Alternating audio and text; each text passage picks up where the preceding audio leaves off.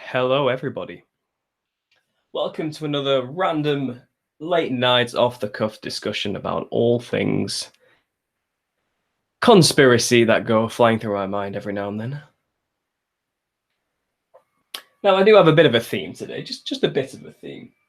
I was listening back to someone I used to like to listen to way before I was really into conspiracy, and this person's well known in the psychedelic new age community, though he himself never really cared much for the new age culture, and he was never somebody who really enjoyed all the chakra alignment energy, meditation stuff. He was actually a scientist, a botanist, and this man called Terrence Mckenna had quite a name for himself as somebody who explored psychedelics to their extremes. Now, that put aside, there's a bit of context and background for who this person is. He said, I don't necessarily agree with him today, if you follow my channel, about the grandiose importance of psychedelics. He made some extremely valid observations about the whole experience, but whether you agree with him about that or not, he made some very astute observations about many other things that weren't drug related. And mainly his commentary on the internet. Now, Terrence Mckenna sadly died in 1998, I believe, maybe 99, if I'm correct. I could be wrong there, but it was before the turn of the millennium. And he was spending most of his time discussing how in 2012, something's going to happen to mankind that is going to change the face of humanity forever. And he based this off a theory he called his time wave theory. Now, this time wave, which he had spent a lot of his time mathematically working out and layering over historical events, showed how every so many years, based on a mathematical principle, events would happen, major events would happen, which fell into the category of novelty, he would call it. So something different, something new, something strange that's never really come along before. And he managed to map out with his time scale over the span of known human history that at certain points, things would happen which fit a pattern. And the end of his pattern essentially came to in December 21st, 2012.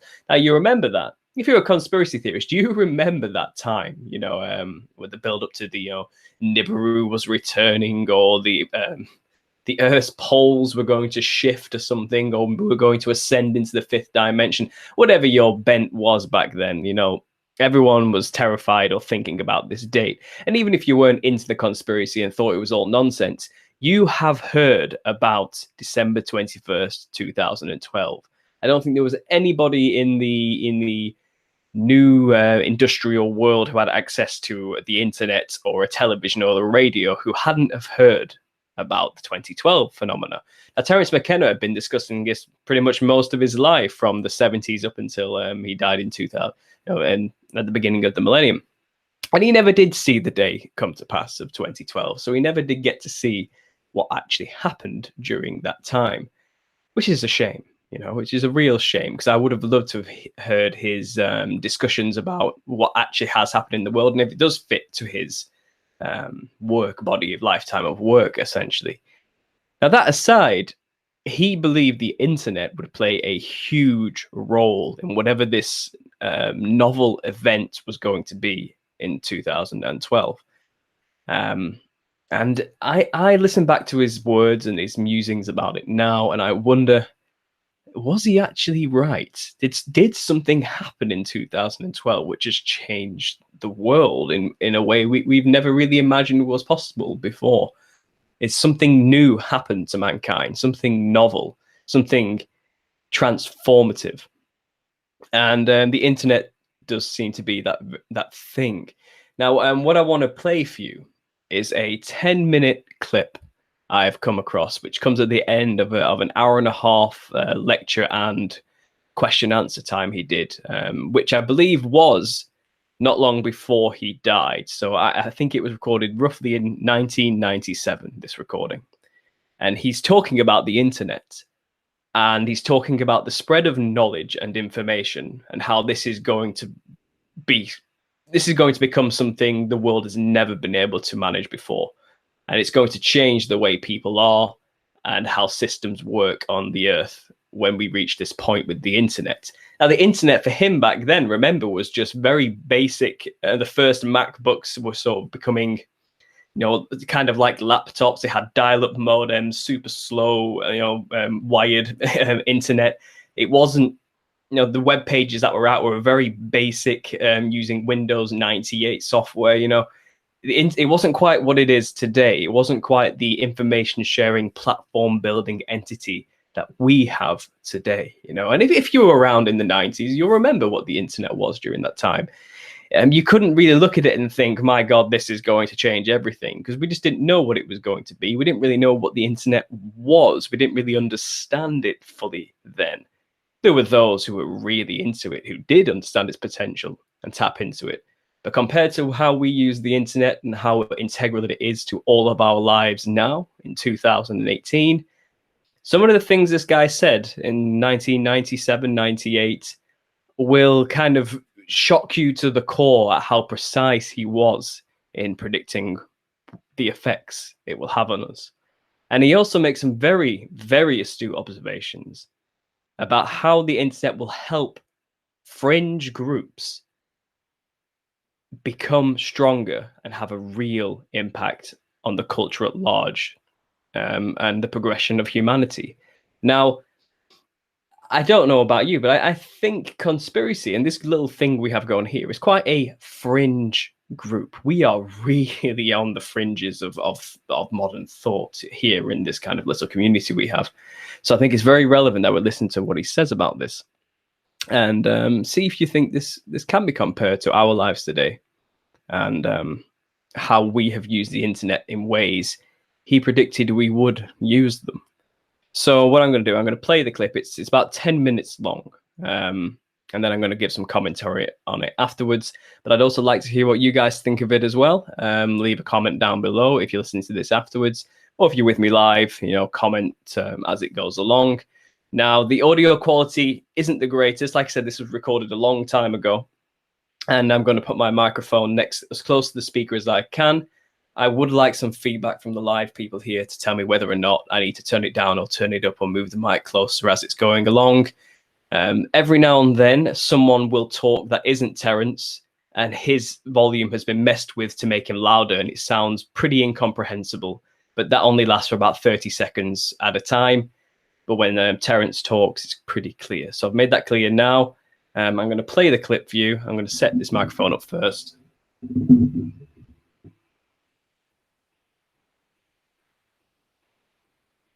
And really listen to his words, guys. Okay, really pay attention to this. And in the meantime, I'm going to go into the chats and see what people are saying as well. Yeah, I think we're already seeing this. I mean, the V chip, is that what it's called? This thing that lets you control what your kids can access on the internet. All this concern about pornography and so forth and so on. Clearly, some people are going to take the internet raw and love it. And other people are just going to want the conference on cat grooming and so forth and so on. There's nothing we can do about that. I mean, this is not a new problem. Let me recall to you that hundreds of millions of people in the world lead larval, low awareness lives. I'm not talking about the poor unwashed. I'm talking about people who watch TV 6 and 7 hours a day. That's a drug. And those people have chosen to check out of the historical adventure and just live in this miasma of pop culture. And we can decry the loss to them of awareness and so forth and so on. But on the other hand, it makes it easier for the rest of us, I think. I mean, I don't want all those people running around on the freeway and standing in front of me at the grocery store. And, better they should be home watching, whatever it is these people watch. And people will make these kinds of choices. And, you know, it will become more and more extreme. I mean, if you want 24-hour-a-day teledildonic pornography, who's to say you shouldn't have this? But how it will affect your performance as a citizen, I don't know. I mean, it's just like mainlining heroin or something else. People have to make choices, but the fact that they will sometimes make bad choices is no argument ever for limiting their choices. You know, you have to come to political bedrock with this. Are you a control freak, or do you believe in the dignity of human nature? If you trust human nature, then your policy should be one of always removing control, because control suppresses human nature. If, on the other hand, you're freaked out about human nature and you think that if we don't have laws, everybody will turn to cannibalism, sodomy, and cocaine, then of course everybody has to be leaned on and so forth and so on. But if you don't have faith in human nature, that's a pretty existential situation to be in, because where do you put your faith then? It's possible that we'll fall into, I'll use your number 5%, situation where 95% are looking for novelty and 5% will produce it. And that the 5% who enjoy making novelty will make just what they want and find a narrow category of people who will find it. Well, that's sort of, people say, what should be done, or what should we do besides take psychedelics? And I say, you cannot escape the media, you cannot escape the internet, you cannot escape our dilemma. You have two choices. You can consume or you can produce. That's it. And the people who consume are lost souls, and we all consume. And in those moments when we consume, we are lost souls. We need to produce. And what we produce is art. Art is the greatest era of art in the history of the human race is dawning right now. If we produce images and text from the heart, we will compete with these very large network channels called capitalism, communism, so forth and so on. In a sense, one way to think about the internet is it's a 40 million channel TV hookup.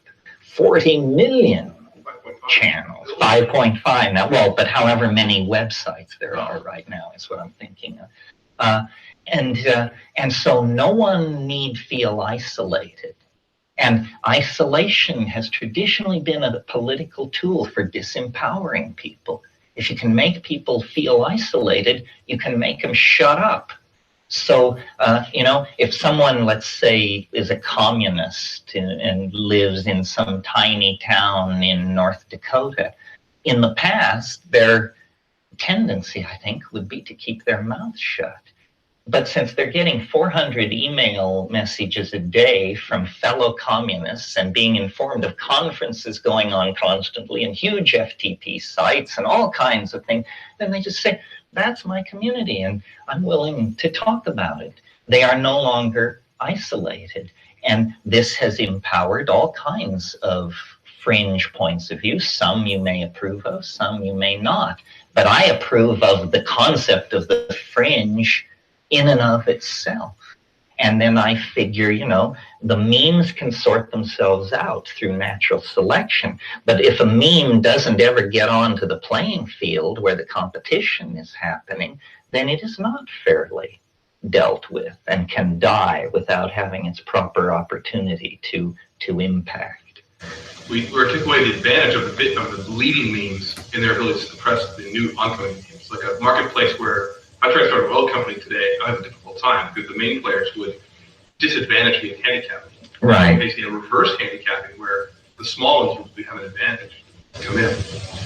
This World Wide Web, it just seems to be changing the nature of gravity, or at least the way I thought that these various physical forces always work. And suddenly time, which I understand is relative, is getting speeded up simply because I'm being barraged with so much information from so many different places, and it stops being a matter of trying to be smart by assimilating all this information and becomes more of a case of trying to be smart by seeing what I can leave alone, what I can distance myself, or what I can funnel out, because there's so much of it.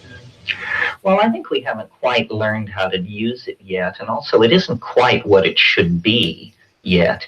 It's maddening to try and function on it at 14.4 or 28.8. Everybody needs ISDN or faster. The people who use it most successfully, the way they live, is usually they do it through laptops, and it's just always on.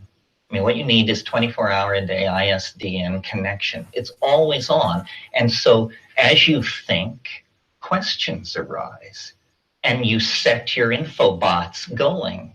Your elves, you send them into the matrix, and they return with these bits of information. So as the day passes and your internal dialogue proceeds, you're constantly having messengers arrive with data which clarifies your understanding of the situation. So I think of it, what it will clearly become is it's just an adjunct to your mind. And when the laptop disappears and the whole thing becomes a subdermal implant or something, then you'll just say, gee, I wonder what the gross national product of Sri Lanka is this year. And then we'll say, the gross national product of Sri Lanka this year was, and you will be provided with this information. I mean, obviously there have to be filters and a certain level of sophistication, but never before in history have people been able to have a dialogue in real time with their own cultural database. And the quality of decisions is directly dependent on the quality of the information upon which the decisions are based. And in the past, good quality information is very hard to come by. The mass media is for the peasants. The guys above the 50th floor, and guys it is, as you know, they read special newsletters. They receive feed from certain think tanks. They deal with an entirely different kind of information than you do. Privileged information, managerial information, leader information. Well, now that's all changing. Sitting without telephone lines in Hawaii at the keyboard of my computer, I have better intelligence than Stansfield Turner had when he was director of the CIA for Jimmy Carter. And I'm Joe Nobody, you know, Earth Citizen 1. So that shows you how quickly the quality of information is improving. What you do with this is, of course, has always been an individual dilemma. The psychedelics, to my mind, were a great anticipation of the internet. It probably never would have been built had there not been psychedelics, even though it was built by terminal paranoids. Because, you know, it was built as a command and control system for thermonuclear war. And but the wonder of that was that they built it so that it could not be destroyed, not realizing that what that meant was that they could not destroy it.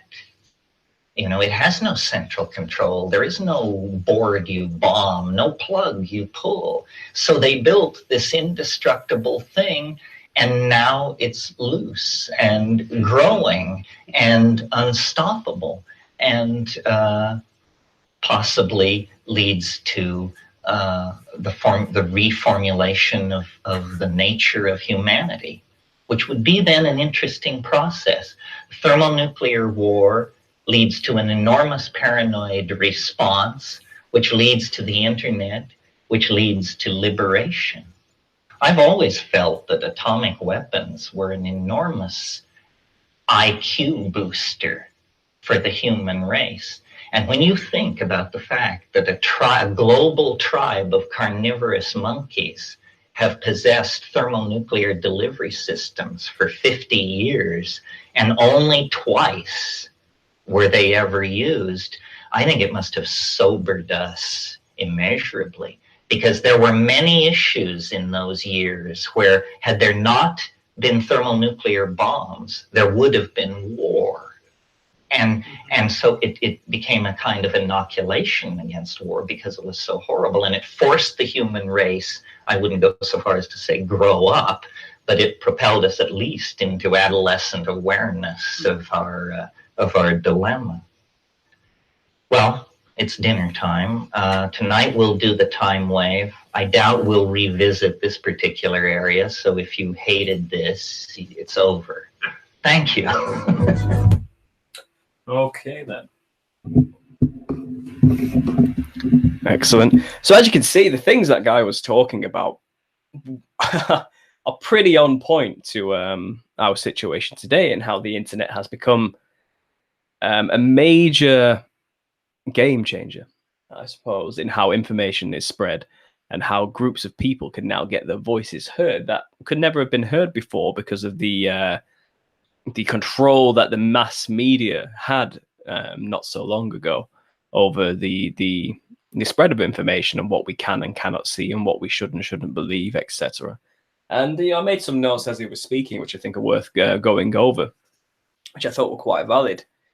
Now,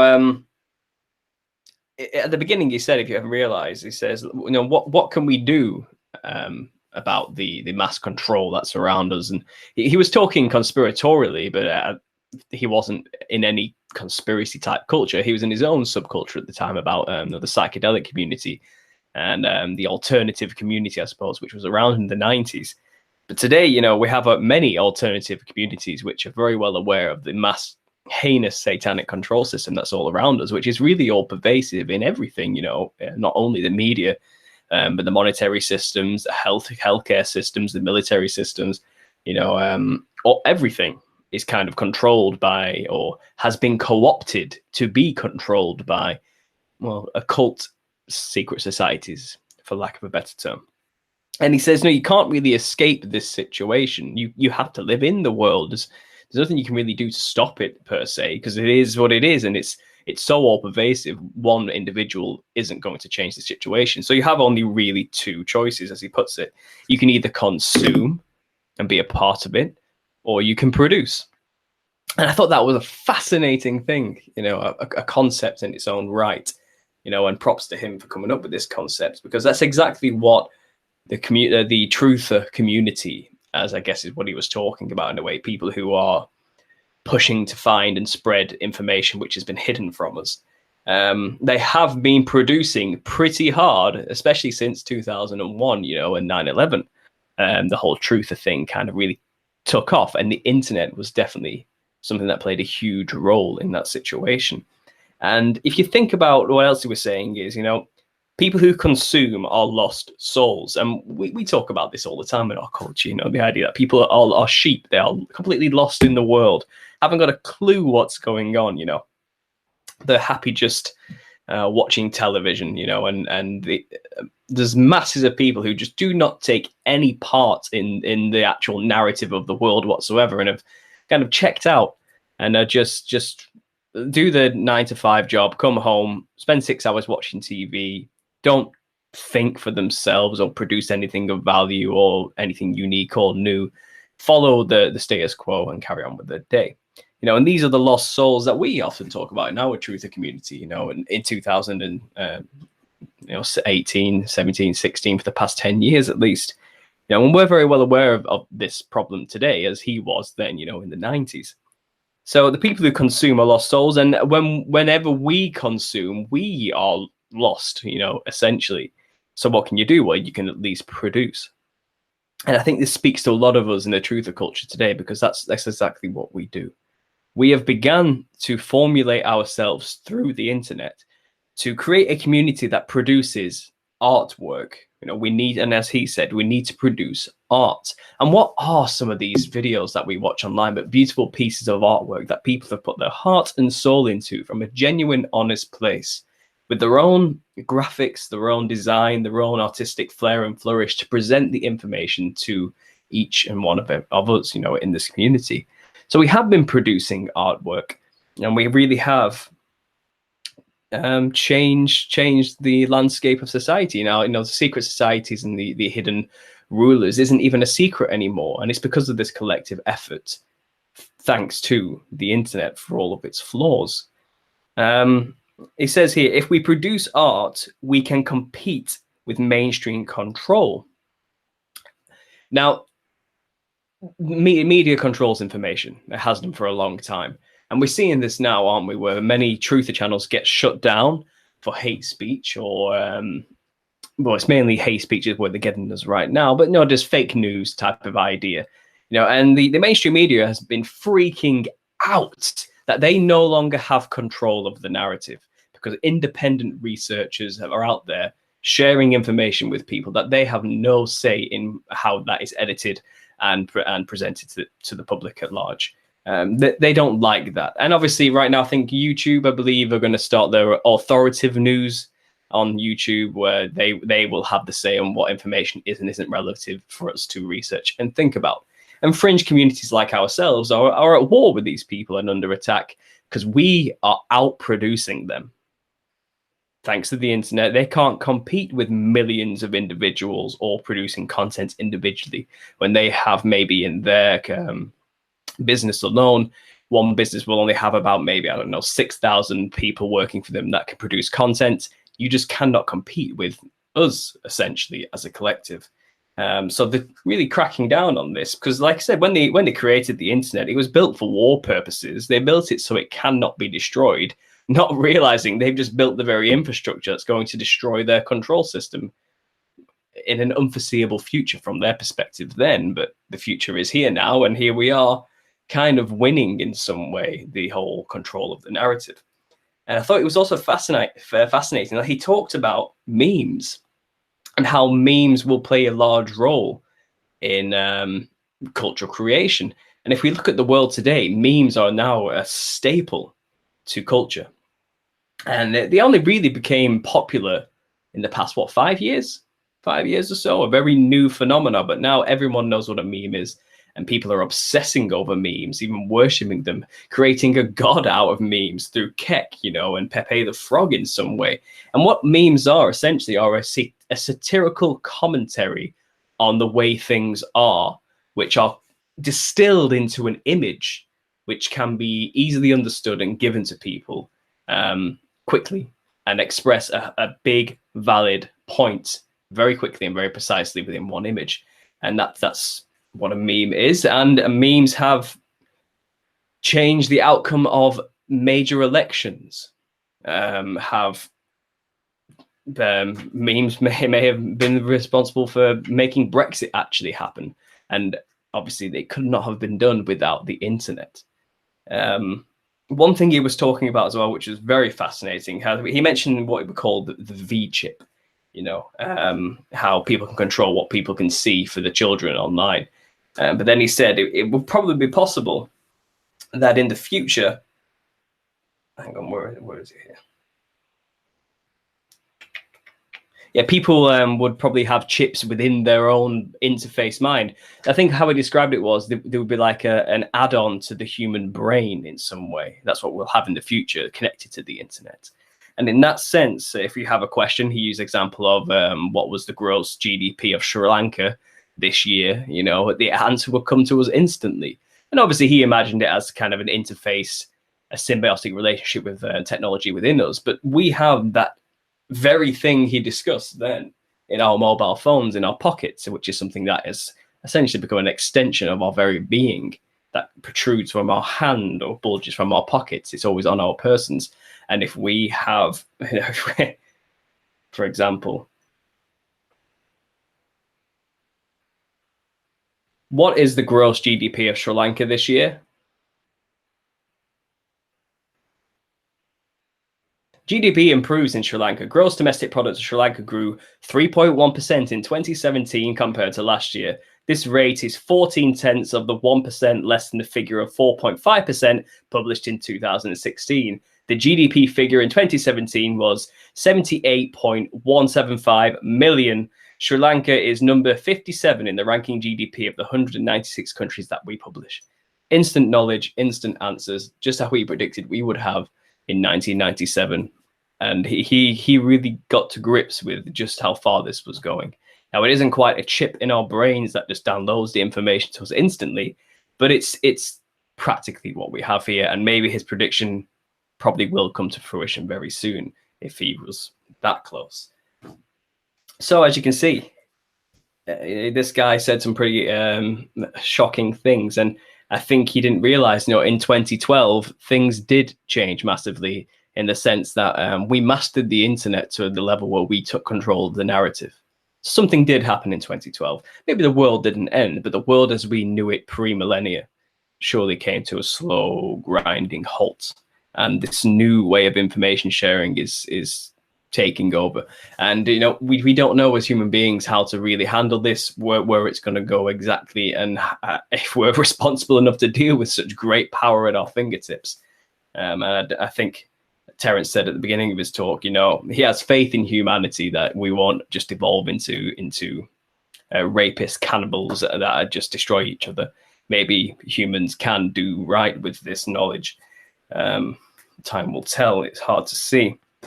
Another thing he explained as well, which is very relative to our community as a truther community, is he said, the internet will stop the feeling of isolation. In the past, he used the example of someone who believes in communism, but in the past, if you believed in aliens, you would probably keep it to yourself, because you didn't have a community online of 4,000 people all there to support you and talk about that belief in aliens or communism or whatever it is you're into. You didn't have that support network of people to make you think to yourself, this is my community and I will not keep quiet about them. I will represent them because I know they are out there.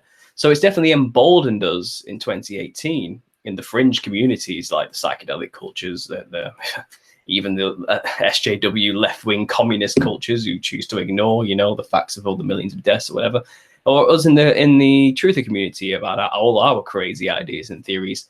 And we're more open about it now. We're more willing to actually go out in public and say, no, this is what we believe. This is our belief systems. Here's our memes. Here's our artwork that we are introducing into the larger society as a whole. And, we're going to put it out there into the marketplace of ideas, and it will be implemented into changing the course of human history, whether for the better or for the worse. We're not going to keep quiet about it anymore. And again, the internet has done this for us. In the past, we couldn't have really talked about this stuff as open and publicly as we do. It's still difficult today, especially for us with our sort of topics. But for God's sake, people are having open Facebook invite Flat Earth Society meetups, you know what I mean, in restaurants.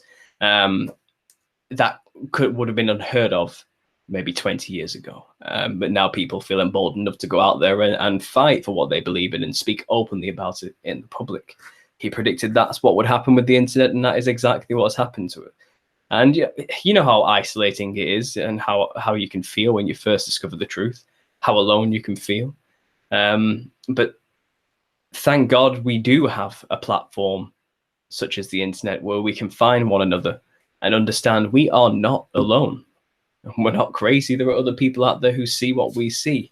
So, it's not all bad with the internet. It certainly is useful in ending the feeling of isolation, I suppose. So this guy talks about memes, for God's sake. How can you predict that memes would become such a major idea in the 90s? Compared to what they are today, he was bang on with that information.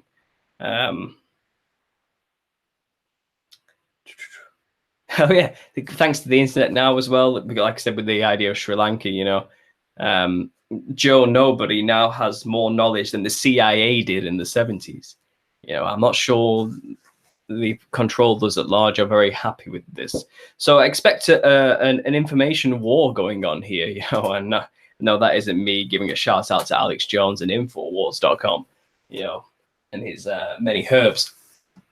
But that is what we're in the middle of today. We're in the middle of a huge information war. And people in the past, we have a lot to learn from these people. Whether you agree with them or disagree with them on the main staple ideas, like Terrence Mckenna and his promotion of the use of DMT, there's some of the things he said which were relevant to that concept were still valid, And I think there is an isolationist problem with our community where we don't want to listen to people who have alternate worldviews to us because we think they have nothing at all to offer, you know. But I think Terrence McKenna is a good example of somebody who had a lot of knowledge and a lot of wisdom and a lot of relative musings and ideas and concepts to play with, which are still relevant to us today, even if he may have been wrong about the nature of the DMT beings, you know, compared to my belief system. So that's just a few thoughts I wanted to throw out there. Something interesting I wanted to introduce to you guys. If you haven't heard of his talks before, go listen to Terrence McKenna. You know, again, he's presented online as a hippy dippy, airy fairy, multicolored rainbow type prophet and messiah. But he himself, you know, he wasn't that type of person. He was a scientist first and foremost, very logical thinking, didn't care much for the hippie vibe.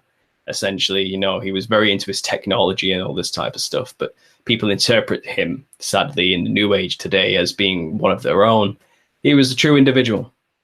And that's really what we need in this world, more individuals to listen to. So let's see what people are saying here in the chat anyway, guys. I've ignored you for too long. It's time to give you the attention you all deserve. Let's see what's going on, shall we? So,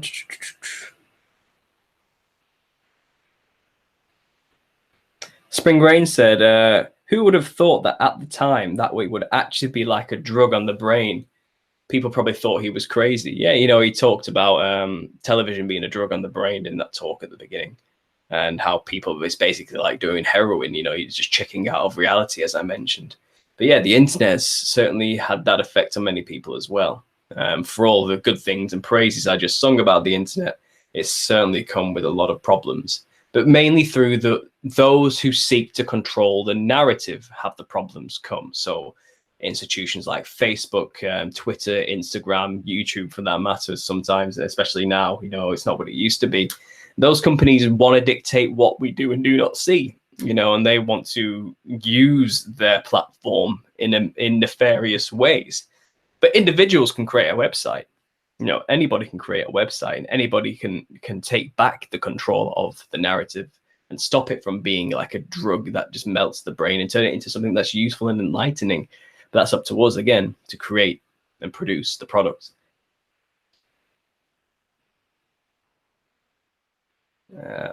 Self-contented, it's great to see you. Thank you.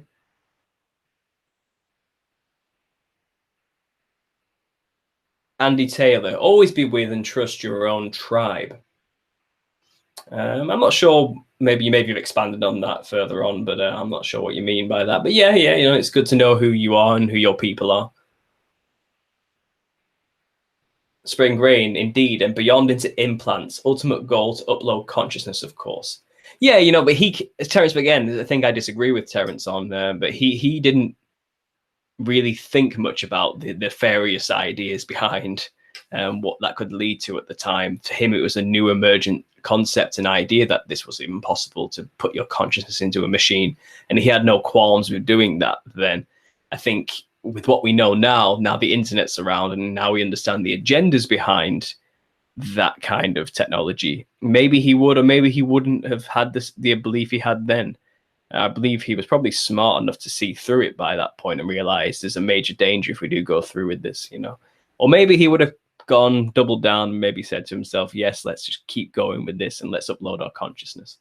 But he was definitely in that philosophical bent back then. He was thinking about these things before they were even really a concept. He was very much ahead of his time.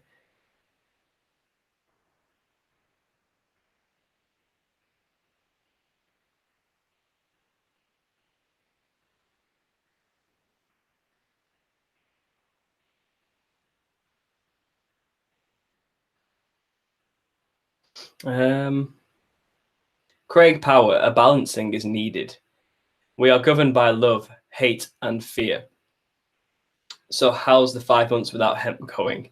Pot makes you paranoid, and that can be a good thing. Rings Around the Sun started in 2012.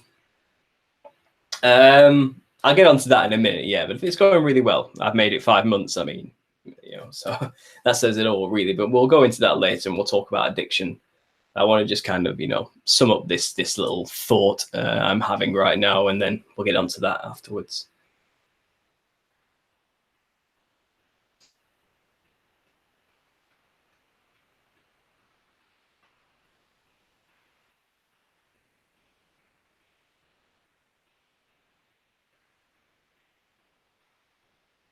Believing is for babies. Believing never equates to righteousness. Again, Craig, I'm not totally sure what you're trying to say there, but I'm sure you have a valid reason for saying that. Spring Rain, upvotes are the beginning of social scores. Yeah, well, they have a social scoring system. Is it in China or is it Japan? I'm not sure, where they have social credit, I think they call it. So already through this network of technology with the ability to face recognize people through all the cameras hooked up to one kind of hive mind system, people are now being rated on themselves as a citizen, and they have like a scoring point system. And having many points as a citizen will give you more privileges to or access to, I don't know, housing, I suppose, or something in particular, or loans and whatever. But this is all based off technology, your credit system, your personal scoring system within that country, and they're rolling that out. So that's a scary prospect. That's definitely the authoritarian angle of technology and how it's being abused rather than used for the good by, again, those who wish to control the narrative for nefarious purposes. It's a shame that technology probably was the one thing that could probably help us pull ourselves out of the mess of the 20th century. But it seems those who have the power right now and control over the technologies are going to drag us deeper into a mess into the 21st century. But again, it's all postulation. It's all theorizing at the end of the day. But when we take into account the knowledge our little culture understands about the spiritual realms that do exist around us, and the beings and entities pulling the strings behind the curtain as well, and the narrative and the main prophecy that's within the Bible as well of the end times, many of these things are probably going to have to come to pass. But when? That's always up for speculation. I believe God can show mercy if we ask. So maybe we're not in the end yet, but we're certainly in something that looks similar to how the end was described in the Bible. But it doesn't have to be now. We can turn it around and make it happen some other time. I believe the Bible, when it talks about the end times, is describing, well, when the end does happen, this is how it will look. That doesn't mean set date and time. That means when you do destroy yourselves, humans, this is how you will definitely do it, because this is just the way you are. Doesn't mean we have to do it yet. It doesn't mean we have to make it happen. It's up to us to avoid the warning signs in that end times, I believe, to postpone it for as long as we can. And when we see that, well, it looks like we're at this point, let's stop it, then we don't have to let it progress. I believe we do have some kind of control over this, obviously, but the end will happen eventually because mankind's nature is pretty self-destructive. Maybe we can push it forward, push the time forward by going, whoa, we're making end time stuff happen around us here, guys. Let's not, maybe we can do that. But again, it's all in his control at the end of the day, isn't it? But people in the Bible bargained with God, asked for more time, asked for second chances, and he's the same today, tomorrow, and forever, and maybe we can still pray and ask for more time and a chance to prove that we're not too far gone yet. Who knows? Who knows, guys? Let's see what the people are saying here.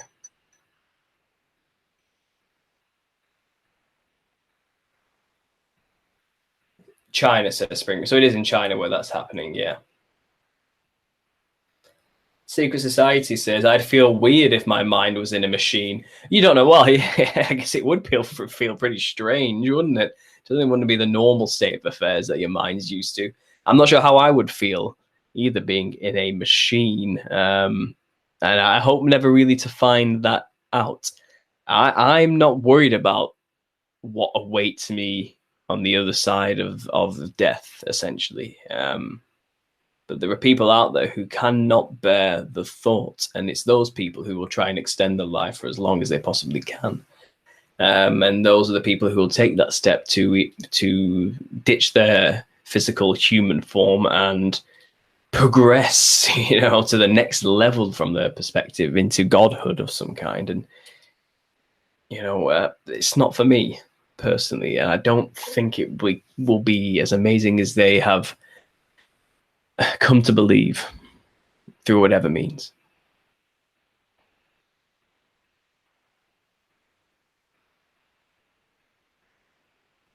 Spring rain, for real, expose. Reminds me of in Revelations where it says, "Men will seek death and be unable to find it."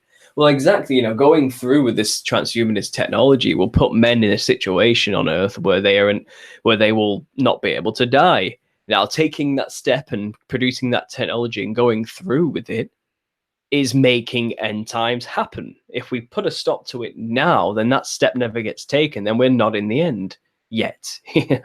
So we can stop and pull it back. It doesn't have to happen. It doesn't have to happen yet. But at the same time, when it does happen, Jesus will come back. Our Savior will return and shorten those days for the elect's sake, which is a blessing from God at the end of the day. Our folly will be shown to us clearly when we do go too far. When we reach that point, that ending point where we've pushed it to the limit, then everything will just be, the curtain comes up, the truth is just revealed instantly. Oh my God, literally, God, here he is. It won't just be a blasphemy. It'll be literally looking up in the sky and saying, my God. The veil will be fully lifted, and then game over. All the silly things we've been doing with our time and our technology, and all the manipulation that we've suffered at the hands of the hidden powers will suddenly be very visible to us. And it's like, well, here they are. We've been lied to the entire time. We were wrong. And, that's the end. Then it's time for a new heaven and earth and judgment and the rest. And, I would hope most people have clued into the truth by that point. And the only ones left to be judged truly are those who deserve it, essentially, who refuse to even accept God when he's right there in front of them. Those are the people who will have a bad time. They're going to have a bad time. But again, we don't know these things ourselves in our lowly state. And, but it's fun to think about. It's certainly fun to think about. That's true.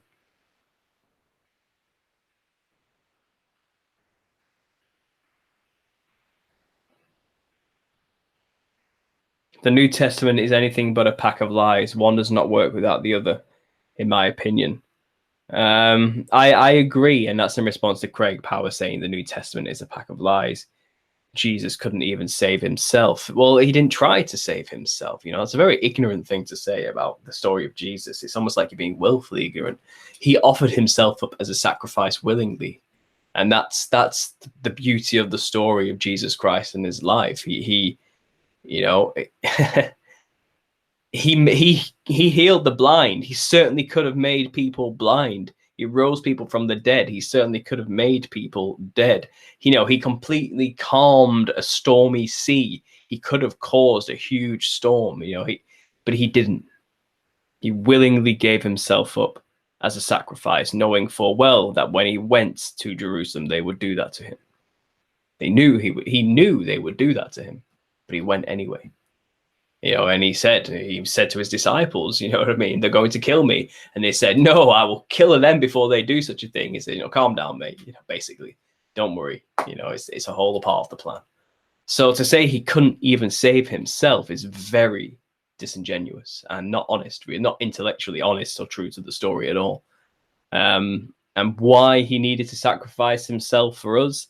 Well, the story of sacrifice and his sacrifice, has changed the world for the past 2,000 years and made people realize the only way to make real change in this world for the better is to sacrifice yourself for others.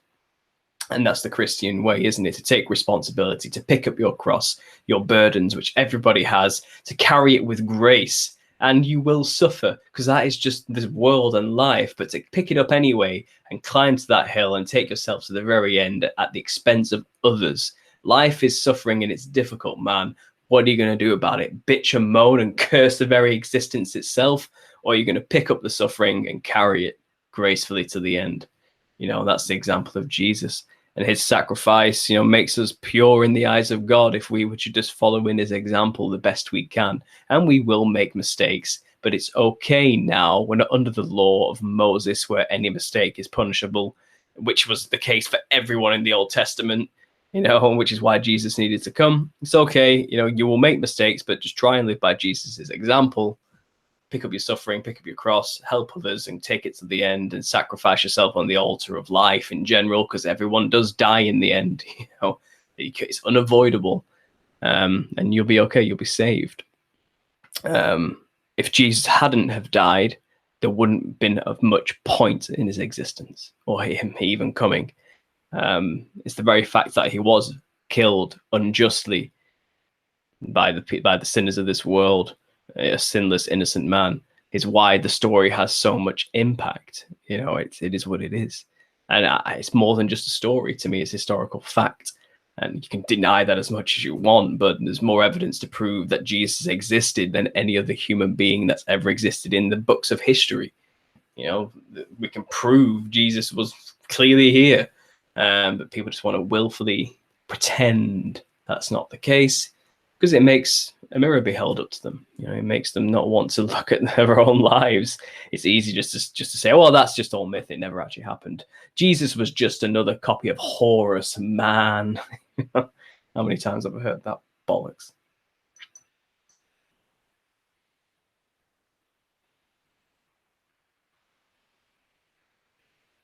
Does death equate to salvation? You see, you're just missing the point here. Define salvation.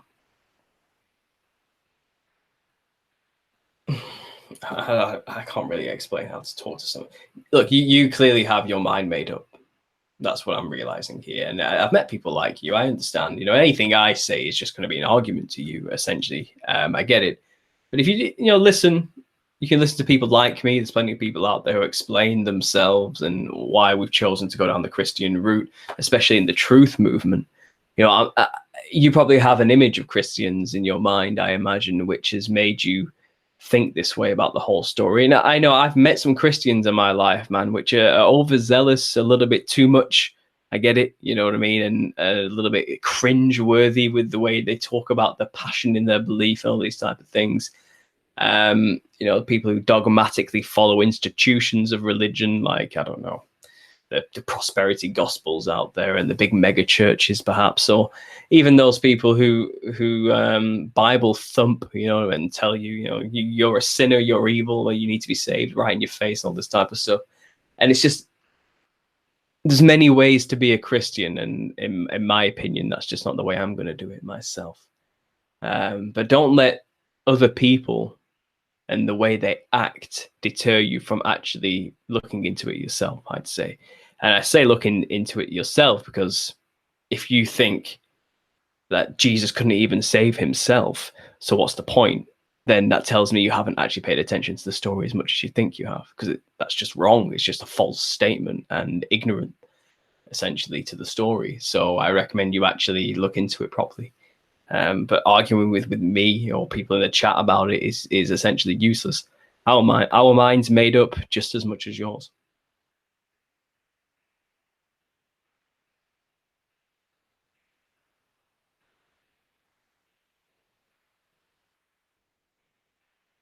As Final Trump says here, for me, to live is Christ and to die is gain.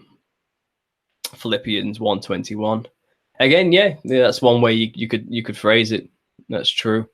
But again, that's as true as that is, and I'm not saying it's wrong. It's to people who aren't Christians to say, for me to live is Christ. That's vague. That doesn't mean anything to an unbeliever. It doesn't make any sense, really. What do you mean to live is Christ?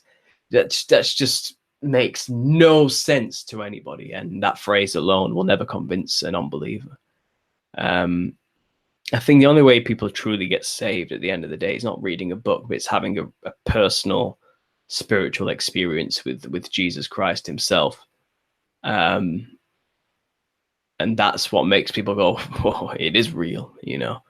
Reading a book is never really enough for most people. It might be good for some, and I'm not an evangelist. I'm not a preacher of any. I'm not a leader of Christians.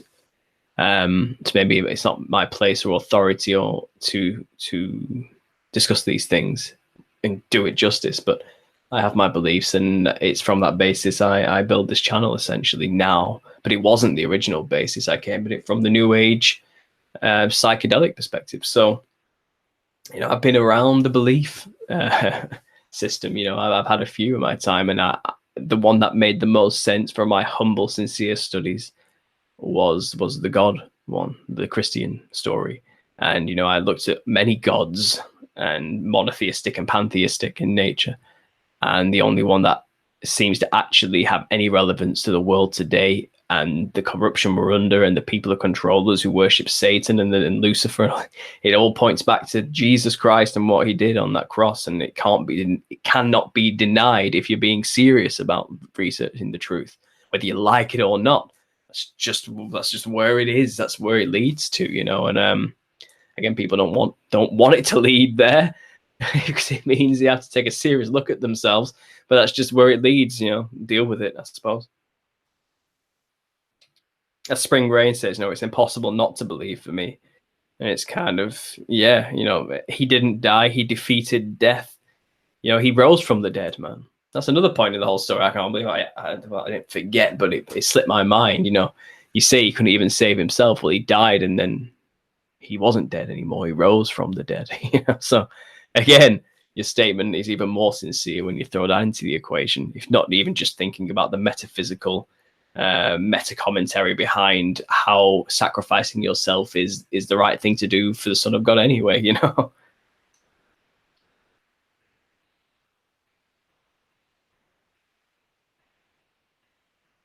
But the natural man receiveth not things of the Spirit of God, for they are foolishness unto him, neither can he know them, because they are spiritually discerned.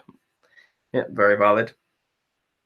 Expose says, I try to remain open to everything, but what makes most sense to me is that everyone, me, you, your family, etc., are all slithers, concepts, perspectives, branched out from one overall mind, God.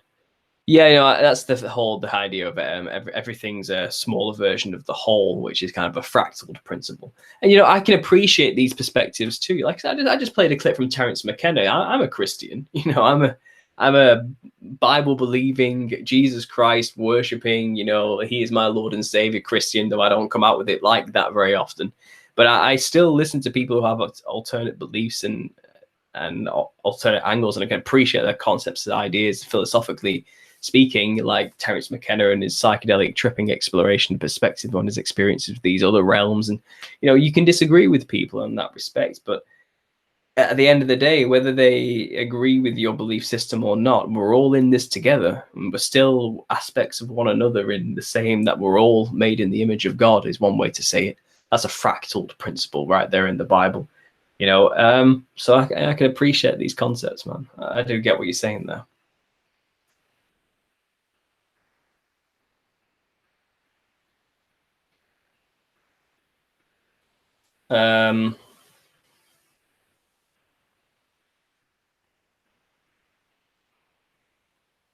The verse of Vice says, how do I know I have the Holy Spirit? In the Bible, when people get the Holy Spirit, they act drunk and talk in tongues, and I've never had that happen to me. Again, I'm not a preacher. I'm not a leader of Christians, so I'm not a theologian. I'm not as well read in the whole of the book like many people out there could claim to be. So I don't know. I don't know how if you have the Holy Spirit exactly. I think you have the Holy Spirit when you feel bad when you sin and know you've done wrong sincerely. Yeah, and there are some people in the world who really don't. They don't understand or cannot discern between what is or isn't right and or wrong. They haven't got it in them, the ability to do such a thing. If you do, and you understand that wasn't right, I shouldn't have done that, and you genuinely feel remorse and repentance and want to change that way of being, then you probably have the Holy Spirit in you, nudging you and pushing you to be more Christ-like as far as we can possibly be in our sorry state.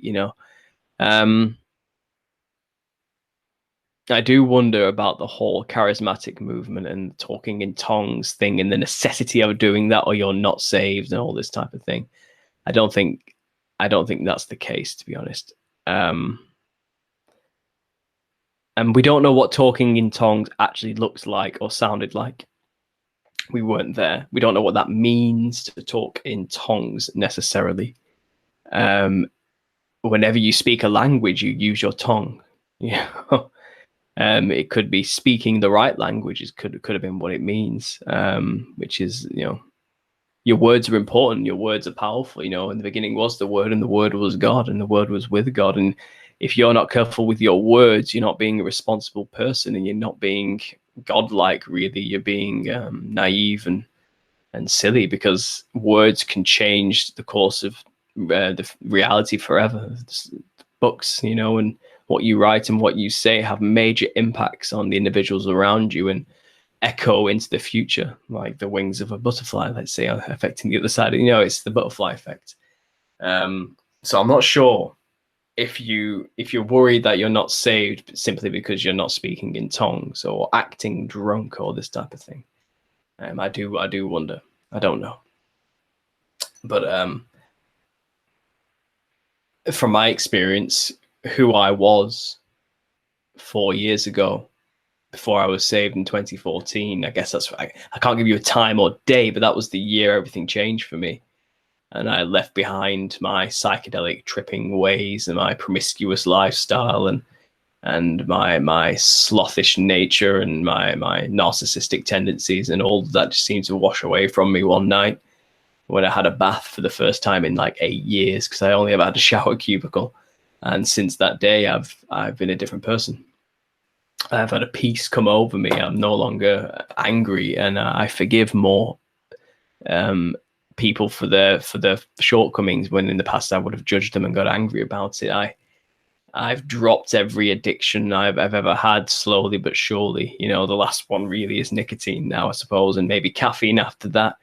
But again, I don't smoke cigarettes. I use an e-cigarette now, and it's on quite a low level nicotine, and as I was going to discuss in the next half, I've stopped doing cannabis, and after 8 years of smoking cannabis, contemplating having the Holy Spirit weigh heavily on my heart for the past 4 years of doing that this is wrong. It's wrong. Why are you doing this, Paul? Stop it. It's not helping you. It's not making your life any better. And my life, I was scared to give that up. Now I've given it up. It's been so easy, because I know I've had help from God and the Holy Spirit, and Jesus has all been there supporting me through giving up, and it's been an easy process for me. And I look back and wonder, why was I scared to let go of this crutch? I didn't need it, especially not with God in my life. Since that day of being saved, I finally have a purpose. I have a job where I'm valued and needed, and it's a thing people call the Matthew principle. And it basically is the idea that to those who have everything, more shall be given, and to those who have nothing, everything shall be taken away. And it's not like a law from God to punish people or reward people. It seems to be like a universal law for just how things happen in this world. You find that when you have one success, another opportunity is usually right around the corner.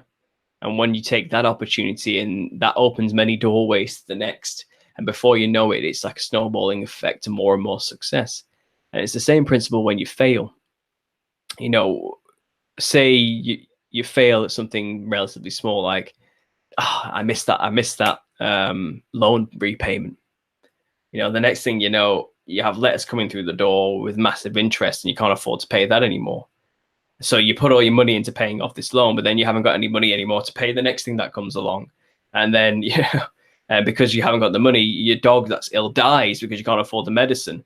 And then your wife leaves you because you're broke and you can't provide for the family anymore. And you no longer see your kids. And then next thing you know, you lose your house and you're homeless on the street. It's kind of from one simple mistake, of not paying one payment, suddenly you're homeless within, and it snowballs and becomes worse as things go along.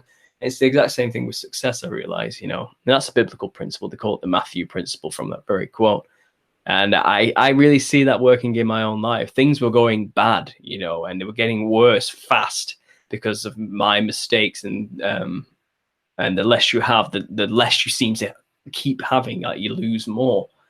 When you hit rock bottom, that's when you ask God for help. It seems like an opportunity was given to me. Here's an opportunity to have a real job, Paul, and actually do some honest work. And from there, things have just been getting more and more in my life better rapidly. Taking responsibility definitely helped. Something I'd been avoiding for many years, taking on more work and more of a burden has resulted in me having more knowledge and wisdom in the world, and how to deal with people and how to handle life in general. And I no longer feel the existential crisis I used to feel within me of who am I, what am I going to do, what's the point, what's the purpose to all of this suffering. Suddenly there's a reason for the suffering, there's a reason to get up in the morning, and with all that behind me, giving up cannabis was easy, because it was no longer needed. It no longer filled that hole in my life that the Holy Spirit has filled, I suppose.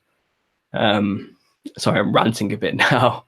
But you just don't doubt the transformative power of the Holy Spirit. It doesn't have to be through rolling around, talking tongues, and acting drunk. Not at all. It's easy. My yoke is easy, as he said. It's not going to be forceful on you. And there's these discussions that the Kundalini spirit is something actually about the acting drunk and speaking in tongues. It's not of God. I've heard that argument before. I don't know if I can give any biblical references to it or the scholarship theology behind this idea. But people say, if you look at Indian cultures, when they allow the Kundalini spirit and the alignment of their chakras, they act drunk and wild and thrashing, and they start babbling.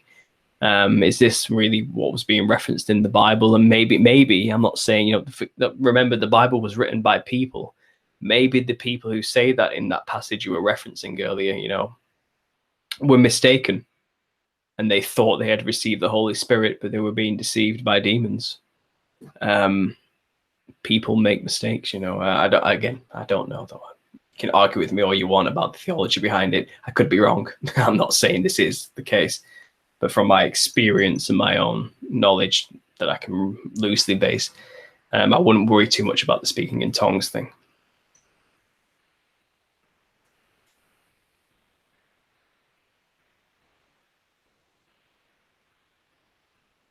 So let's see what I missed here, guys. Craig Power asked, how come most leaders in Christianity are corrupt? Well, power corrupts, absolutely, man. We can't. Human nature is flawed in the fact that we are sinners, and when we just get even just a little bit of power, it's very difficult for people to keep their shit together. They very quickly lose themselves and get their ego involved. But that doesn't mean Jesus isn't real and God isn't real just because people are messed up. Institutions don't represent God. Individuals don't represent God. He stands for himself. He speaks for himself. You can hear him if you listen. So don't let that, even though I know it has, try not to let that skew your image of the creator of the universe and the world and you, because people are messed up. There's a whole story behind why we're messed up. So don't be surprised when leaders of large institutions end up corrupt.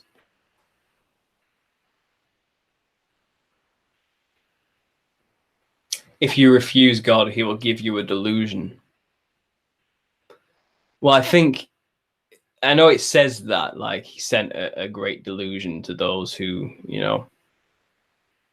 in the end times, people believe a lie. That could even deceive almost the very elect, etc.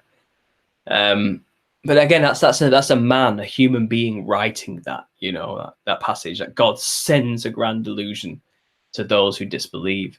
And I think that's just his artistic flourish of saying that those who don't pay attention to the divine nature of creation and themselves, who are lost in the world, fall for delusions. That's basically what that is saying. And they'll end up under a great delusion they've built for themselves, essentially, because they don't want to acknowledge that God is real. So they try and create their own world, their own God, their own perspectives on reality, and they end up with deluded, and that's what that really means. And it is as though there's a judgmental figure in the sky who's judged these people for making such horrible mistakes and has made them insane. God is not a man on a cloud. God is indescribable. God is outside of our concepts of 3D space and time in every way, shape, or form. And that's our best way of describing God. That he sends a great delusion, especially 1,600 years ago when they write these things, you know what I mean? It's God sends a great delusion. And it's kind of, yes, that's exactly what it looks like. Because people have just completely lost their fucking minds through creating their own worlds and their own belief systems. And yes, they have become deluded, but if they had stuck to the ways that we understand the rules of nature and reality as dictated by God Almighty himself, which can be observed, it can be seen in all things as this is how it is and this is how you should probably act, or else there's consequences, man, in this world, then foolishness, and you're going to suffer under a delusion. But this is the thing, the Bible's a lot more nuanced that as much as it is literal. You can't be so finicky and nitpicky with the phraseology to try and put down the concept. These are deep, long-standing, nation-building concepts and ideas, and as much as you put Christianity down, if you're living in the Western world, you are a Christian, and your morals and your basis for thinking what is or isn't right or wrong is Christian to the core, even if you don't know it or don't understand that. It's unavoidable. The value systems we have in the West are thanks to Christianity. So even if you want to say I'm not a Christian, well, you certainly act like one, whether you liked it, whether you know it or not.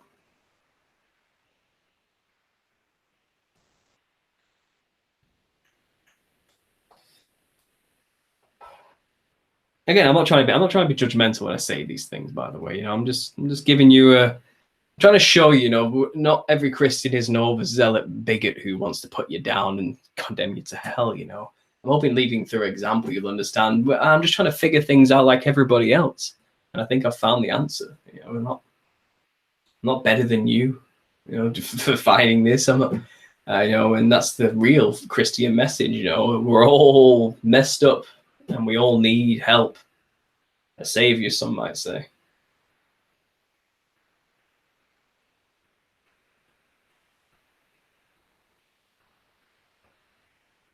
It's like we're having a conversation about the meat industry and going vegetarian and not eating pork.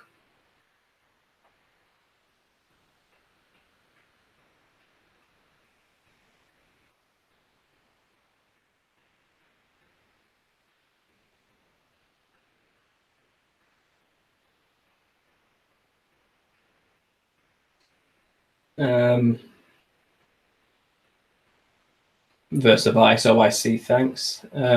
Spring rain, this has been fully filled, but we can't walk around like that all day. That is being fully filled when you act drunk and talk in tongues with the Holy Spirit, but we can't walk around like that all day. Charismatic is different. It's a TBN psyop from the Pentecostal apostolic, but there's no such thing as religion.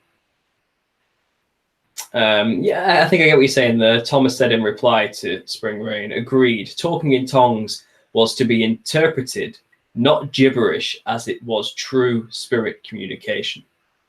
Yeah. So I think there's a difference between those who just babble and make noise and those who actually spoke in a particular language which was unknown to them. I think that's what speaking in tongues was. It was speaking a language which can be interpreted and understood by those who have the ears to hear. But again, I think that practice is lost to us today. I don't think it happens anymore, really. And if it does, I have yet to see it myself.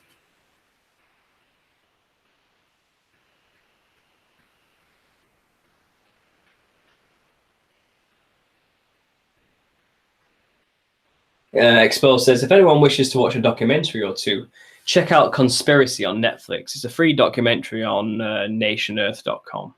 Very important and powerful stuff. Thanks for the suggestion. I'll look into that. Cowspiracy, sorry, on Netflix. Cow mutilation expose and the harsh environmental impact. All animal products, including fish, dairy, eggs, are listed as carcinogenic and categorized along with smoking tobacco. That's interesting. Very interesting. I will have to look into this cowspiracy. I don't think it's about the mutilations, more about the impacts of the meat industry. I will still eat meat, though, not much. And when I do, it's organic grass-fed. No pork anymore, though, says Thomas.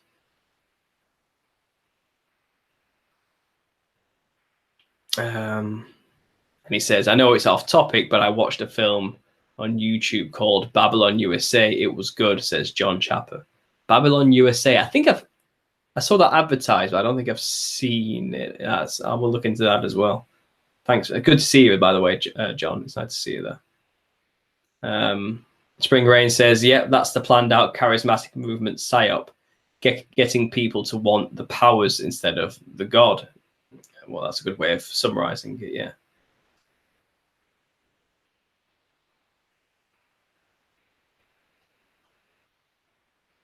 Versavice, I love your room setup. Thank you. New shelves. I'm very proud of that. I can get all my books lined up here now. I can get my interesting little trinkets I have here. I know it's kind of sad to have dead animals kind of in it. I have a spider here behind me, as you can probably see as well. But I don't know. I love the intricacies of God's design, and I didn't kill these things, but as an artist, things like this fascinate me. I've always been like that. I can't help but be fascinated by insects. Strange. Anything that is just different or unique or bizarre or just anything at all that titillates the senses, I guess is a good way of putting it. But yeah, I even have this, guys, a Tibetan singing bowl. Now, this is the musician in me kind of coming out, really, but and I guess my new age days of consciousness and understanding cymatic frequency of sound never really leave. But just listen to that sound.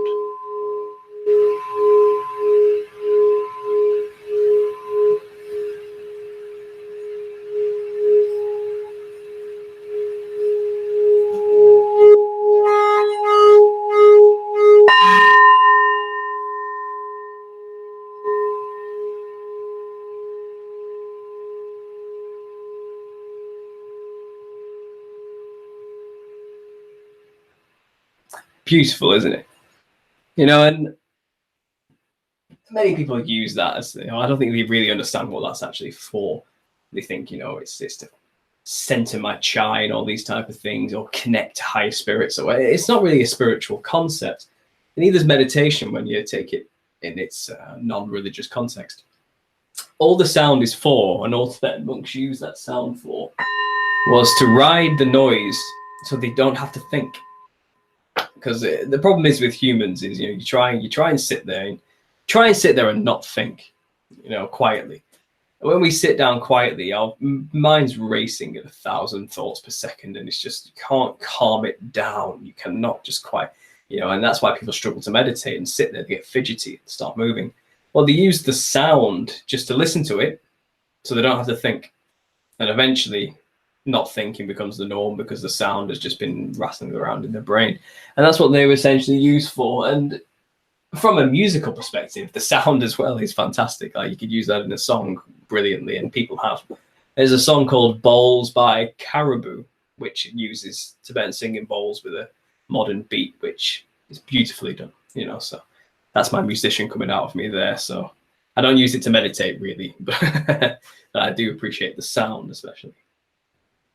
Of course, the whole world is made of sound, cymatic frequencies. Matter is just vibration and all these type of things. There's a lot you can pull from the New Age understandings, which are true, scientifically proven. Particles are empty space, but when you get closer, the kind of the waves as well, so the wavicles, and they're not really physical objects.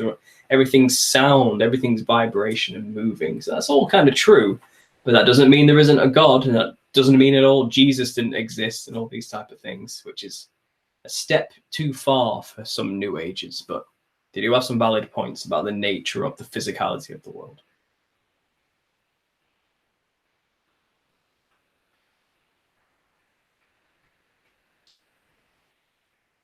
Thomas, without doubt, says, I just bought a used piano for 60. So stoked. That's great, man. A real piano, like a proper piano or a keyboard for $60. That's like a bargain. Like, fantastic. I have a keyboard in the background here, gathering dust. Piano was the first instrument I ever learned to play before I took over with the saxophone, and then I went to guitar. And I kind of stuck with the guitar from there and played around with bass and drums and all sorts of things in between. But yeah, a piano will always have a place in my heart. But that's cheap, man. That's good. Good for you. Good for you. Well done.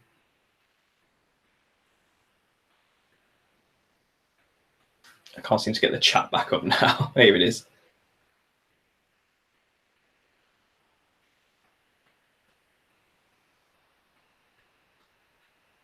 Exposed secret societies. So sacred geometry is the building blocks of matter.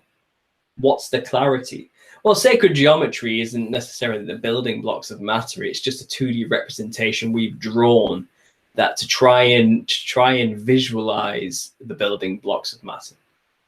But it's only a two-dimensional man-made image. It's not actually the literal building blocks of matter. I mean, when you take psychedelics, from my memory, and you see the building blocks and the patterns in nature and the recurring themes, and it's far more multidimensional and complex than we can ever draw with a pen and pencil on a flat piece of paper. So I don't know. I think sacred geometry is the closest we have to loosely, broadly represent mathematical principles that recur in nature. But it certainly isn't the true representation of what's actually physically out there in space and time itself and multi-dimensions. So it's a complex thing to say, but I'm not sure what you're trying to get at there exactly. When you say, what's the clarity? I don't know what that means.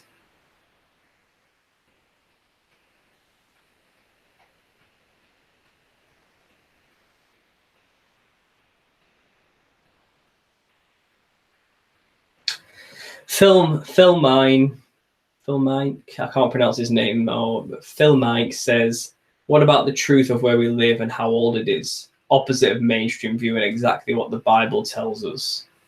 Again, I don't know. I've only been alive for 26 years, personally. I was not around at the beginning. I can't give a time scale as to what the beginning was.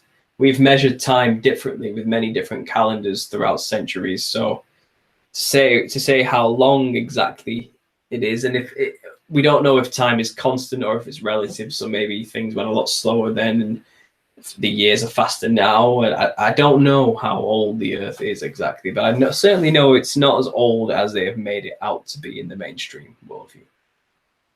We talk about billions and millions of years, which are just numbers the human mind cannot really visualize or make concepts of, really. It's too big. It's too big to play with, I'm not totally sure there's really any evidence for that, or as much as they say there is evidence, I don't trust them, and I don't think they're actually being intellectually honest when they say give such vast numbers which constantly change. Because science is always wrong 100% of the time when the next theory comes along to replace the old one. So I don't know, really. And it's up for speculation how old the Earth is. I'm not going to say it is or isn't 6,000 years old, but I'm always open to suggestions and ideas and thinking about the concept.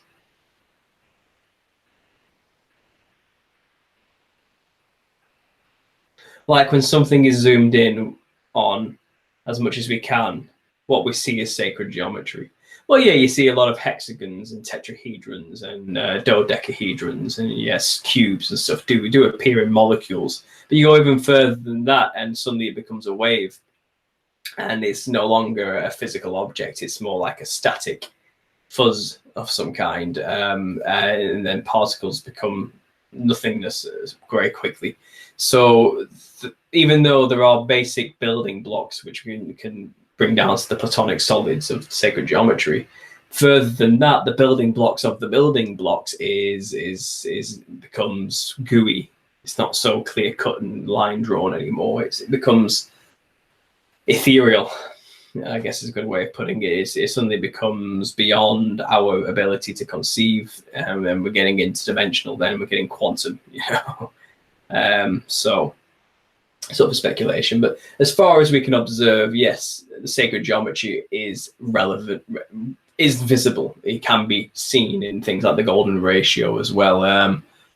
But also when you're on psychedelics, man, you see the flower of life on everything. It is there, and you actually, if you pay attention sober, you can still kind of see it, but we're just not able to flatten our vision and bring things depth into flatness normally. The drug dilates your pupils to allow more light in, and also it gets rid of that filter where we process information bit by bit, object at a time, and that disappears. So you're taking all the information at once. And when you have that coming into your vision, you can see the geometry on everything, and it's there. It's always been there and always will be there. But when you get to a quantum level, it's gibberish to us. But it certainly has a form. But it's so bizarre that we just can't fathom it from our perspective. That's all I was saying, but I get your point. Yeah, when you zoom in enough, you do start to see little cubes and pyramids and stuff like that all over the place.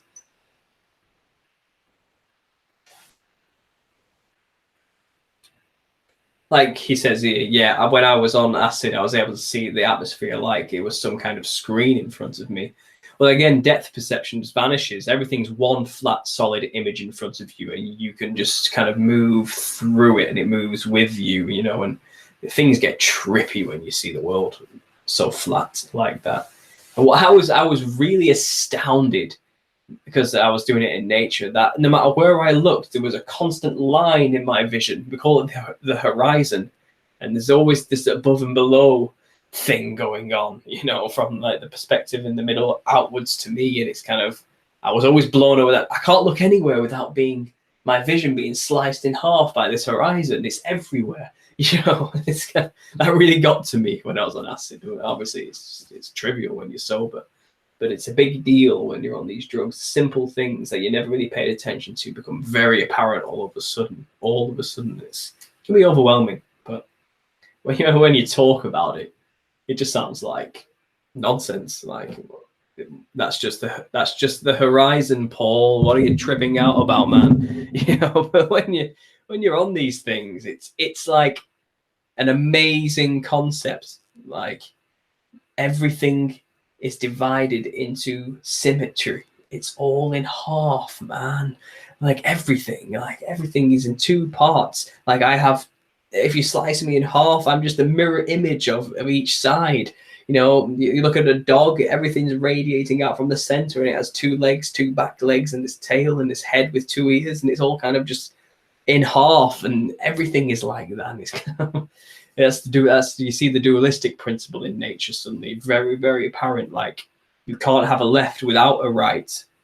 That's what you're seeing, and you're processing it, but it's like basic stuff, but you just never really paid attention to it before. And that's kind of what acid does for you, if anything. You very rarely see beings on acid, or things that aren't there. It's just literally you suddenly see everything that is there, and you realize I've not been paying attention. That's kind of what acid does. If you want to get into that realm of exploring other dimensions, literally, then you need to go onto your DMTs, your salvias, your tryptamine kind of drugs, and I wouldn't recommend it, but that's the difference. So if you didn't know, there you go. There's a bit of knowledge for you on that.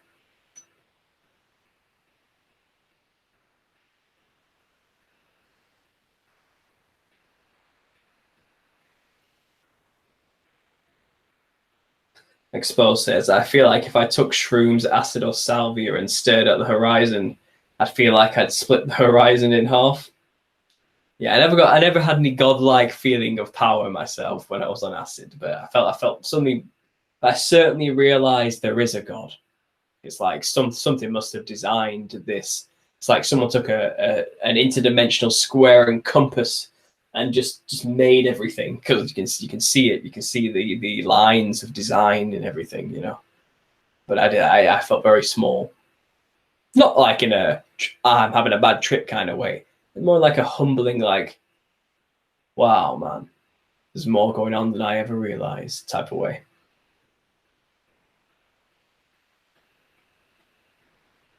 Verse Vice says, when I was on acid, I just thought about death the whole time. Not fun. I'm sorry. You know, yeah. Again, it's different for everybody, and people do have those kind of experiences instead. I never did. But maybe because death had always been around me, and I'd had many years to think about that and contemplate that prior to taking acid. And perhaps I'd already come to terms with that concept in ways most people may not have even thought. So that could have been why it was not a thing for me. And again, I don't know. I'm only speculating here, but I'm sorry to hear that this is why you shouldn't mess with these things, because you're unlocking things you may not necessarily be ready to unlock, or maybe you shouldn't be dealing with. So there are always dangers when taking these chemicals.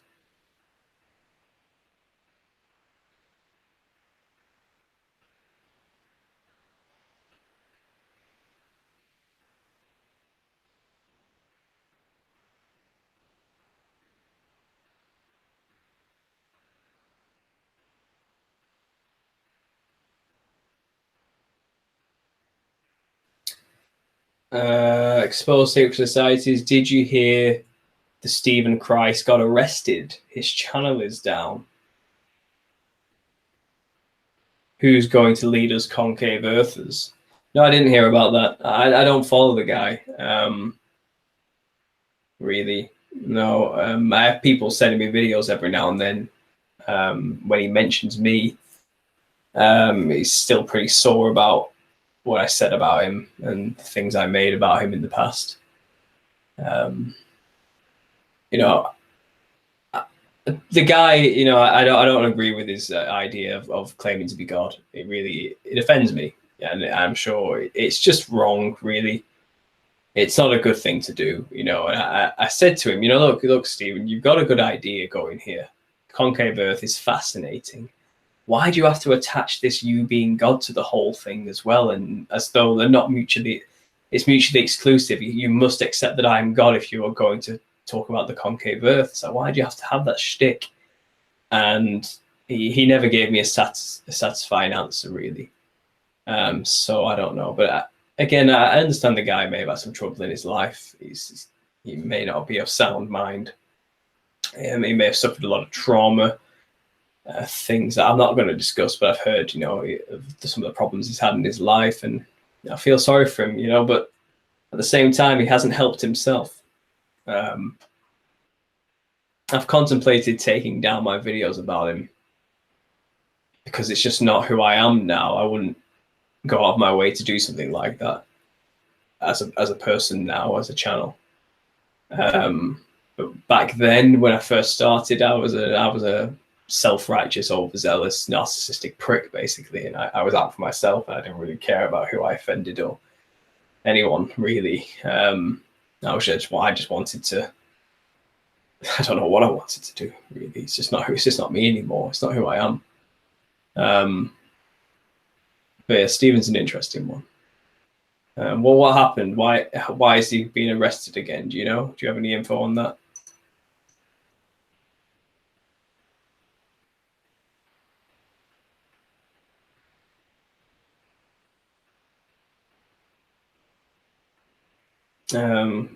Exposed says, I personally thought Stephen was an agent here to talk about the model, but push people away due to his beliefs. Well, maybe. I mean, that was one thing I suggested. Is that, look, either you're a liar, and you're out to deceive us, or you genuinely believe that you're God and you're crazy. Like either way, it doesn't look good for you. Like what are you? Are you a liar, or are you just stupid? Like which one is it?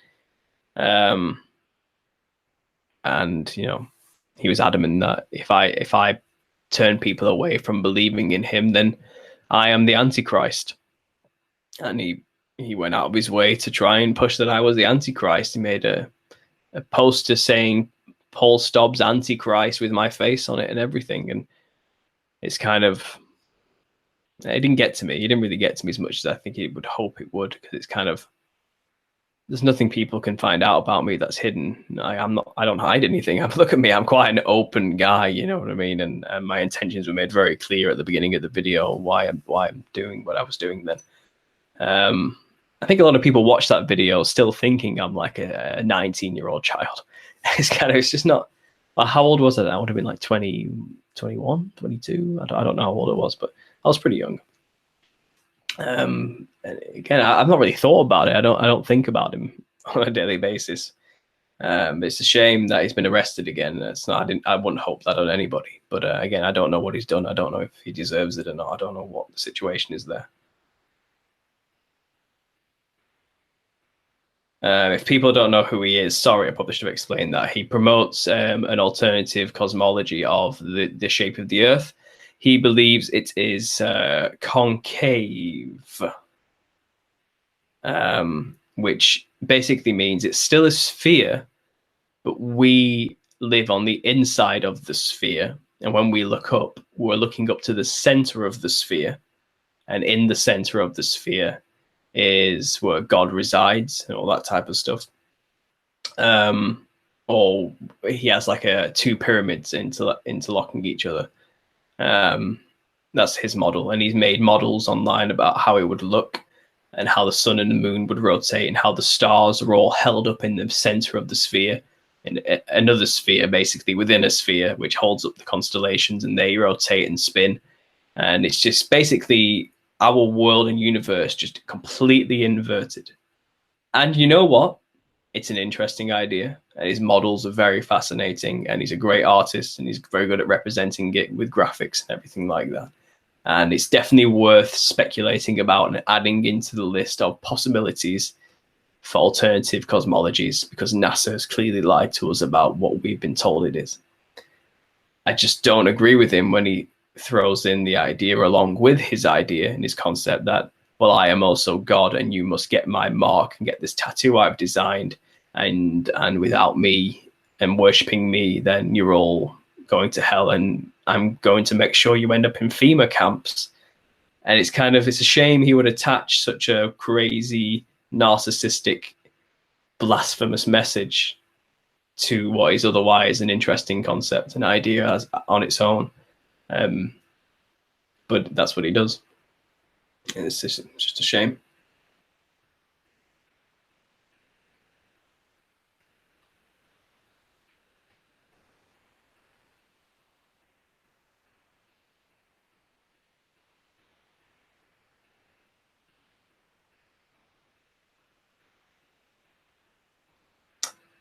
Spring Rain, thanks for breaking that down. Never looked into it, but it sounds compelling.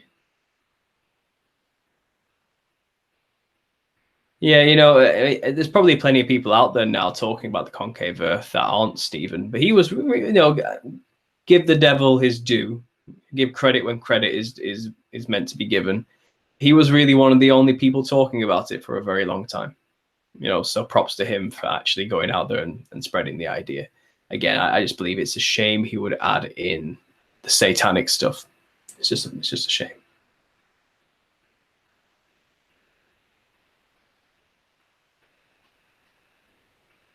Right, guys, on another topic anyway. 5 months without cannabis.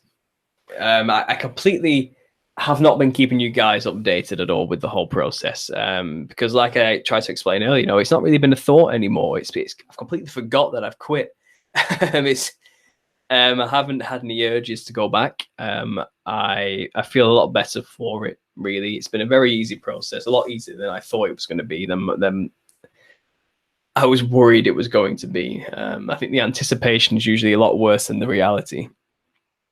But 5 months, it's flown. It's honestly flown by. I've been keeping busy with work. You know, I've really grown in that position. And I'm more focused, and I have more energy, and passion and get up and go kind of attitude to life now. I've been around, my friends still smoke it. I'm around them all the time while they're smoking it, and I just don't feel the urge to join in, and they respect that. And it's they haven't felt like I'm putting them down because I don't make a thing out of it. So I've still maintained quite strong relationships around me. I haven't lost all my friends like a lot of people worry about or force themselves to do when they quit cannabis. It's kind of everything's good.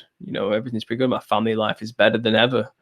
My relationships with my family members, which were otherwise quite estranged or not as strong as they could have been, are now pretty good. And yes, I don't know. I don't think I'll go back.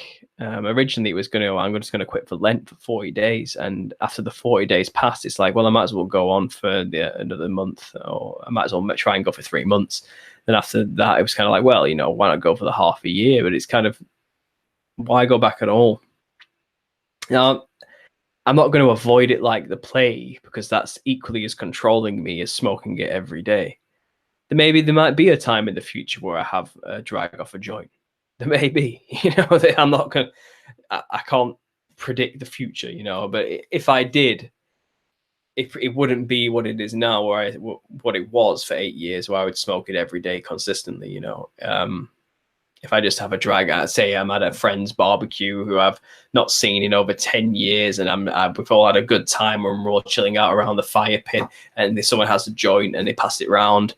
I'm not going to go, oh no, maybe I'll have a drag, and then that's probably it. And then I'll go home the next day and not have any more and probably forget about it. And I think that's real control. That's being the master of that whole thing rather than letting it master me, which was kind of the situation. Yeah, so I feel good. I want to know how you guys are doing. Because I know a few of you quit as well around the same time I did, and a few of you said, I felt inspired thanks to your videos to go ahead and stop too. And keep me updated, guys. How have you been doing? Have you managed to keep that up? Are you feeling good about it? Have you actually managed to keep up with not smoking cannabis? And maybe you've slipped back in, and that's fine. Share if you have. Let's have a look in the chat, guys. How are you guys feeling about this? Do you have any other addictions other than cannabis? Pornography, maybe alcohol, maybe television, maybe video games, maybe harder drugs, cocaine, heroin. Maybe it's not necessarily a drug. Maybe it's a person. You know what I mean? Do you have a particular addiction that you're struggling with? And please share it with us, guys. Let's have a support network for this. That's what we're all here for.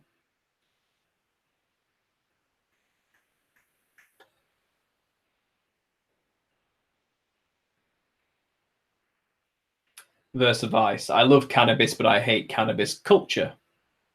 Great to hear you're going sober. Yeah, man. Yeah, I don't hate cannabis. You know what I mean? I really don't hate it. It's a plant, for God's sake. I can't hate a plant. I just don't have it in me to do that.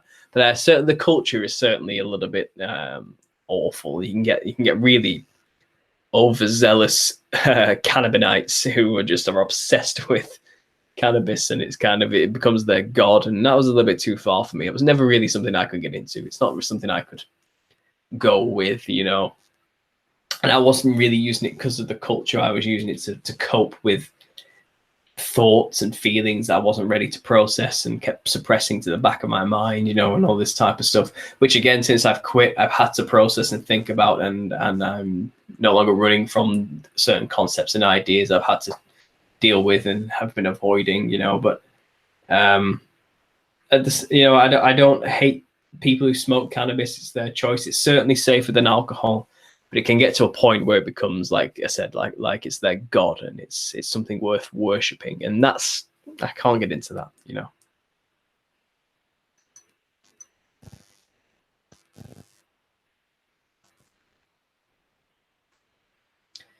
Expose secret societies. Some bartenders don't drink. More willpower you use, the stronger you become. Keep it up. Good frame of mind, says Spring Rain. All things in moderation, says Thomas. Well, not all things. Again, yeah, I wouldn't use heroin in moderation. There are some things which you should just say no to, because there's no good that can come out of them. It's pure destruction. But when it comes to something as harmless as cannabis, which is it's relatively harmless, obviously it can cause harm if used in excess and is abused, but relatively, no one's going to die from smoking cannabis, you know. All things in moderation, I agree. For someone like me, who's a recovering addict, I probably would avoid it for a long time and not try and temper or reason with it. You know, like, well, maybe I'll just have it on the weekends, or maybe I'll just have one at the end of every month or something. Try and bargain with it. I think that's still for me. Again, as a recovering cannabis addict, it's kind of, that's just dangerous territory. So I'm probably best just leaving it for a long time, and then maybe revisiting it in the future. It's a bit of a tongue twister there, but for now, I'm just gonna go for the foreseeable future without. I think see how I feel after a year, and if I just want to leave it behind completely, I'll probably go for another year, you know, and we'll just take it one day at a time, I guess. But again, I haven't made a video about it because I completely forgot that I'd even quit cannabis, because it's just not been a thought anymore. And that's definitely useful if you want to try and quit, get other things to do and get something else to focus on, so you're not having to think about it. You know, that's some advice there if you're thinking about quitting cannabis or anything really. You need something to replace that time. Verse advice. Yeah, I'm an alcoholic. I'm trying to stop, but it's hard. Yeah, no, I get it. Yeah, we all need our crutch and our vices, man. I understand. Well, like I said, if you're going to try and quit any drug, whatever it is, you have to understand that there's probably some things you've been running away from you need to deal with, which is what the drug is there to compensate for. And also, if you're going to cut something out of your life, which takes up a lot of time, you're going to have to find something else to fill that time. You know, what is it? It's just saying, is it idle hands or the devil's plaything or something like that? You're going to have to find something else to busy yourself with, so you're not thinking about the fact that you're not drinking anymore. You know, you just sat there doing nothing, going, well, I'd normally be drinking now. Just find something else to do. I recommend, if you're going to quit something, do it at the start of a new turn in your life. So, for example, I got a new position at my workplace as a manager, and I figured this is a good time to stop doing this thing because I know it's going to affect my work. That was one reason of many, one minor reason of many, obviously, but that was certainly useful because all my time and energy has been focused on doing the job, you know, and learning the new skills, and it certainly helped me leave behind and worry about the time I would have spent smoking. So again, that's probably something I'd recommend if you're going to go down that route. But good luck with that, man. Good luck. We're all here to support you through the drinking, quitting drinking if you want to try it. Thomas, without doubt, I'm addicted to information. Yeah, aren't we all, man? Aren't we all? I think Terrence Mckenna understands that was going to happen. Like I said at the start of this show, you know, the internet's changed everything, hasn't it?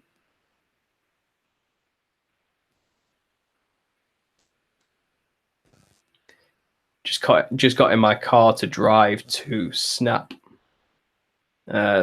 Exposed Secret Society says, so I gave up alcohol and weed. I did quit for 3-4 months and smoked again, but I'm giving it up again tonight, actually. I don't drink. I'm only 23, so it's hard for me to stay completely sober. Yeah, again, it's all about the circumstances, isn't it? You know, at the age of 23, you know, I just finished uni by that point. So by that age, I was ready to start making changes, but I was still smoking weed every day, and you know, and I still had the party attitude, and I was young, still young, you know. I'm still young now. I'm only 26, yeah. But 23 is a good age to start making improvements in your life, because you probably spent your teen years getting it out of your system. And I think you'll find once you reach 23, as sad as this sounds, you start to realize you're getting just a little bit too old to keep up that kind of lifestyle. Like, you'll go out to one of the clubs you used to regular, and you'll realize, damn, I'm the oldest person in this place. I probably shouldn't be here anymore. And you'll have that feeling of shame and awkwardness, and you know that's going to start to kick in now.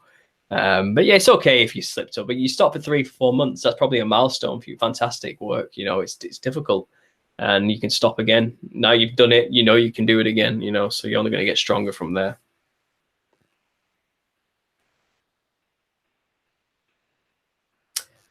but I'm giving it back up so I can go hit the gym and use my willpower properly. Since going vegan and going sober, it's much harder to find pleasures. So that's kind of why I started smoking again. Yeah, well, that's the thing. Boredom was the idle hands, like I mentioned earlier. You know, it's perfect for the devil to take over, isn't it? And that's when he slips in when you're bored. So I'll find something else to do. Going to the gym is a fantastic idea. You can only gain from that. You know, there's no negatives to that. It'll occupy your time, and it will definitely give you some results which are useful to you, like a healthy body and a healthy mind. So that's good, man. It's good to hear that you're actually taking that initiative. Well done. A full-blown knowledge junkie, says Thomas, without a doubt. Me too, man. That's, yeah, it can definitely cause me to not have as much sleep as I would like, because I'm constantly trying to absorb more information every night. You know, I understand that. Desert Trance, just got back from camping and have to tell you, it is nice to have a beer and a puff of herb in the beautiful mountains. I don't doubt that for a second, mate. I don't doubt that for a second. The only thing, there's nothing wrong with that. You know, there's something, I don't have anything against enjoying life, you know, and not at all. But when it becomes an habitual coping mechanism to suppress traumas, that's when you've probably got a problem. But if you're just having a smoke and a drink, watching a beautiful night sky in the mountains, you know, that's probably that's fine. There's nothing wrong with that. That sounds great, man. I wish I was there.